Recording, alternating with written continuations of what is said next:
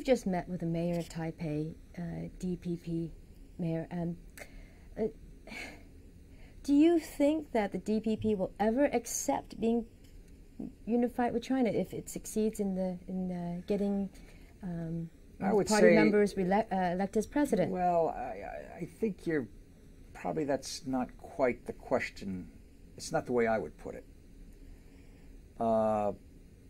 Can the DPP learn to live with China under some situation where China has a nominal one China presence but does not exercise actual control?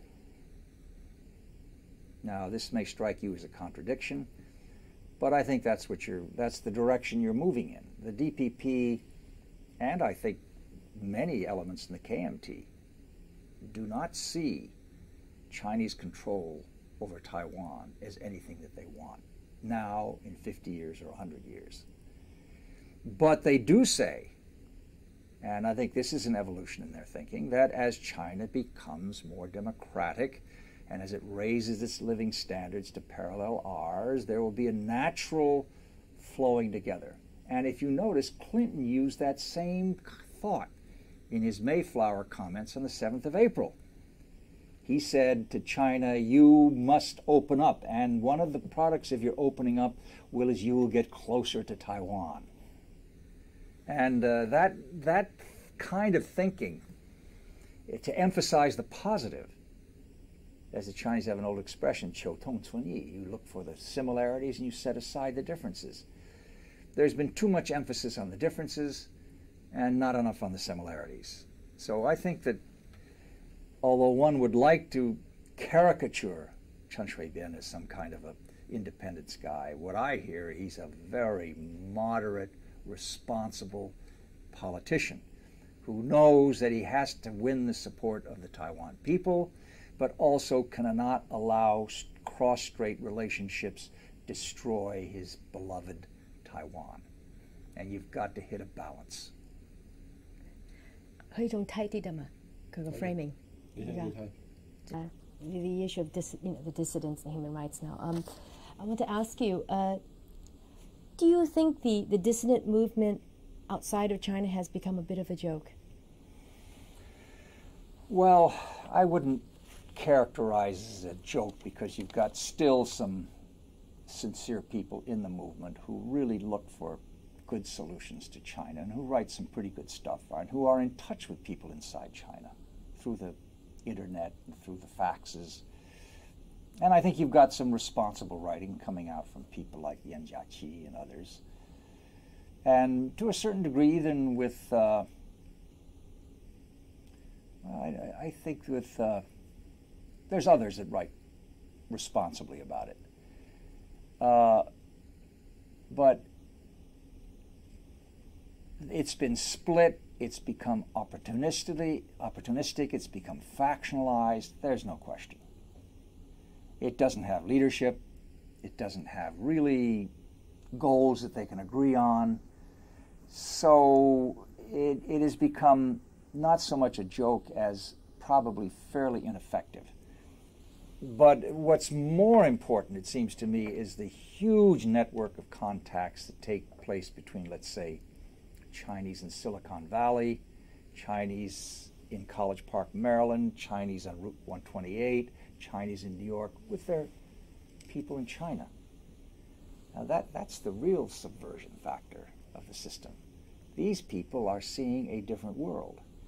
And the Chinese that came to the University of Maryland in College Park when I was there said that the biggest exposure they had was to the internet, and China had to have uncontrolled access to the internet. So I mean, that is the important element, not dissidents shouting about political theories and this sort of thing. That is not effective.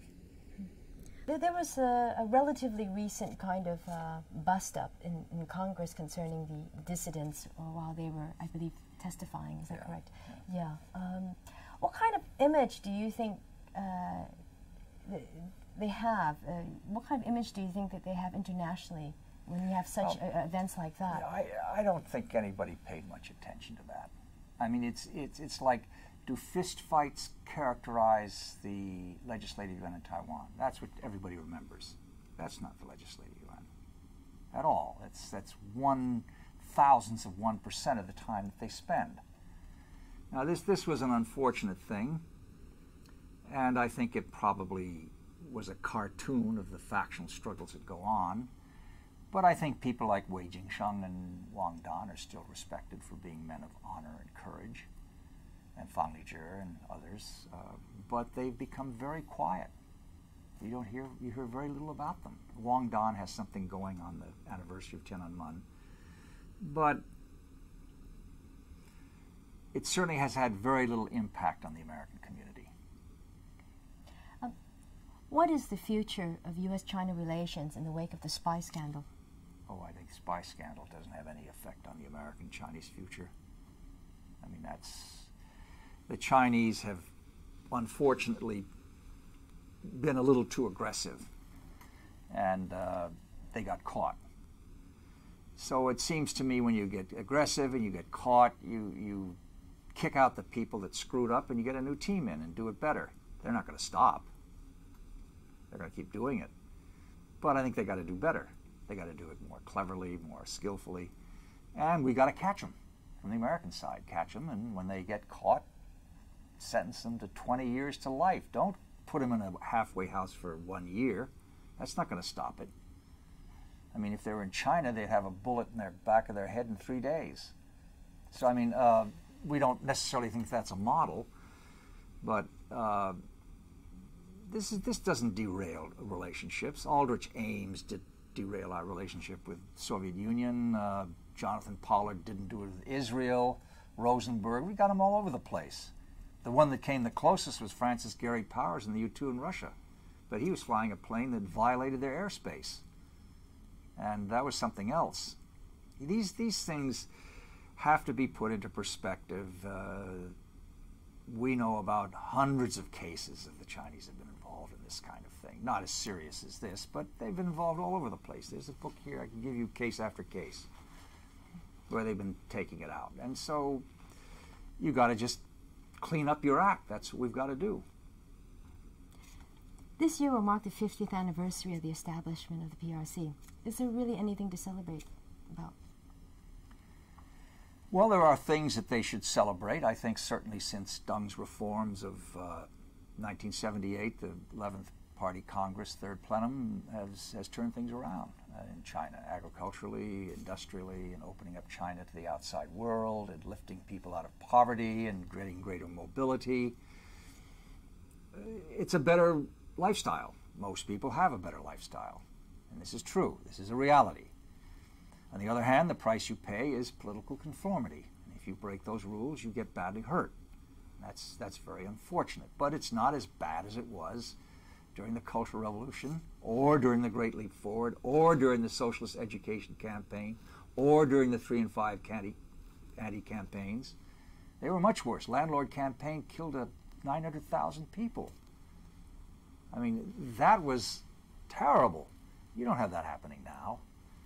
And I think that China can celebrate the fact that it's a unified country, that it's taken people out of poverty, that it's developed a certain respect in the world, that it's in the Security Council as a permanent member, that it has contributed to the solution of problems. I just wish they could get away from this kind of paranoia they have about past humiliations and standing up and sort of taking on the world and asserting themselves aggressively. I don't think that's very healthy. You don't have to do that to be a big power. We respect them without them doing that.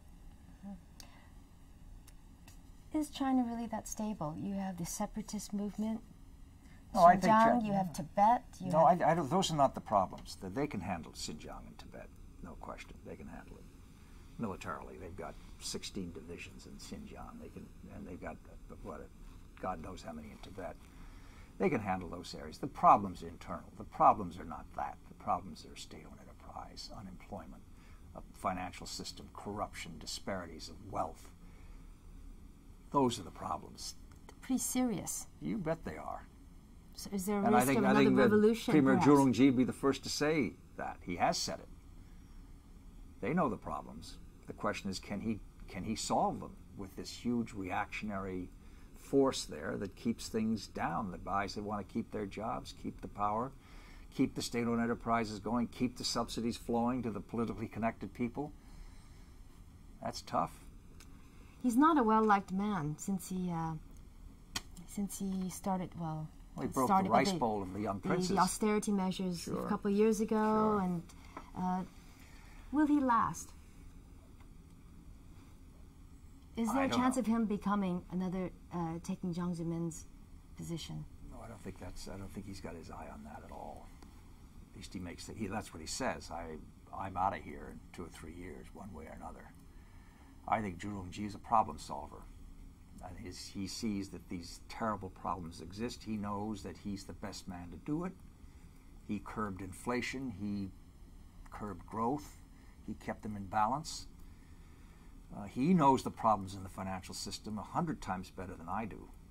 He knows what has to be done, but it's very, very hard to do it. It's not easy. And he said himself, I'm taking this job for 3 years, and if I fail, I'm out. I hope that he stays on longer than that, because he's going to try to straighten out the state-owned enterprises, but you've already seen him retreat. He's had to retreat.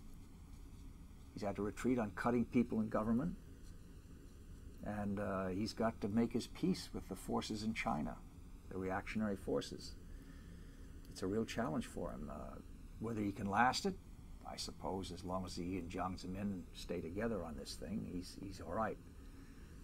But at some point he could become, as we say, expendable. Li Peng, what's his shelf life? He certainly has survived so far. He's been counted out a number of times. But as people said, if you're going to survive in Beijing, you got to figure out how to get along with Li Peng. And whether you like him or not, he's got a huge network in there, in the government, in the party, in the state corporations, and probably not some in the military. Then he builds up the constituency in the National People's Congress. I think he's a force to reckon with. I don't see any signs of weaknesses yet in his position. He's moved over from premiership to the chairman of the National People's Congress Standing Committee. He's made that a docile group. It's not like when Qiao Shi was there, where it was a competitive group. Now it toes the line. And I think this is what Jiang Zemin wants, and Li Peng is useful to him in this sense. Isn't that a regressive move? Well, I think looking from our position on the outside, it looks like that. We were hoping there would be a greater separation of powers, that the NPC would get oversight ability and draft their own laws and get a number of things, but that isn't what's happened. You've just finished a book on the PLA. Do you think the PLA will be able to extricate itself from business dealings? I don't think they have. I think they're still involved. I think they have. I think they've gotten out to a larger extent than many people suspected, but that they're still in there, I don't think there's any question. I don't think that's the question. I think the real question is, are they going to become a modern force that is used to extend Chinese influence, or they're going to become a defensive unit that cooperates with the rest of the world? I think that's the big question. And what do you think? I think it could go either way. I think at this point, their intentions are to become a major power in East Asia, the power of East Asia. I don't think there's much question about that. I can lay out their strategy for you if you wish, but I won't waste your time. But I think that the question is, can they? Can they do it? Are they capable of it? And the second is, will the rest of the establishment put up with their taking as much out of the budget as they do, which is considerably more than they admit? Is China going to put the emphasis on this, or is China going to take that money and use it for better purposes? The jury's out on that. Okay. How long have you known Mrs. Chennault? And when you called her, how did she get the name Dragon Lady? No, she's not the Dragon Lady. She's a very fine senior lady. Nobody should call her the Dragon Lady at all. She is a very fine lady. I met her first, it seems to me, in the Reagan campaign of 1980. when she was handling minorities in support of the Republicans. And I got to know her slightly then, and then I went to Taipei, and she had interest there, and she came out, and I saw her a couple of times there, and then I came back and saw her a few times more, and then I went to Beijing, and she came out there a few times. And then I've seen her since, not as much as I used to, but I see her occasionally at big receptions and parties and things like this. We exchange pleasant words and then disengage. She's in an unusual position, isn't she? Because she's a friend of Taiwan and she's also a friend of Yeah, China. she's a friend of both sides, and I think she's tried to maintain that position. I think recently she probably has more interests in China, commercial interests, but she still made contributions to the Chinese Cultural University in Taiwan, and she has friends there. And of course the old Air America is still there, down there in Tainan. It has a new name, I forget who brought them out, but they're still there. Great. The legacy lives.